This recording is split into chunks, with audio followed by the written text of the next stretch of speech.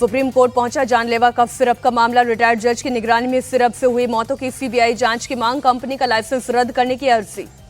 Cough syrup को लेकर तमिलनाडु सरकार की रिपोर्ट में बड़ा खुलासा। कफ सिरप बनाने में 350 से ज्यादा खामियां, गंदगी के बीच बनाया जा रहा था सिरप। कफ सिरप बनाने वाली कंपनी के पास स्किल्ड मैन पावर, मशीनरी और उपकरणों की कमी। रिपोर्ट के मुताबिक सिरप में प्रोपिलीन ग्लाइकॉल और थायनिल ग्लाइकॉल मिला है। रायबरेली में दलित की पीट पीट कर हत्या पर सियासत गरमाई। राहुल गांधी बोले, ये सिर्फ एक दलित की नहीं, इंसानियत, संविधान और न्याय की हत्या। बीजेपी सरकार पर बरसे राहुल गांधी। कहा, देश में नफरत, हिंसा, भीड़ तंत्र को सत्ता का संरक्षण। देश संविधान से चलेगा, भीड़ की सनक से नहीं। राहुल गांधी के बयान पर योगी के मंत्री जयवीर सिंह का पलटवार। कहा, रायबरेली के दोषियों को कड़ी सजा मिलेगी। उत्तर प्रदेश में एक्शन लेने वाली सरकार।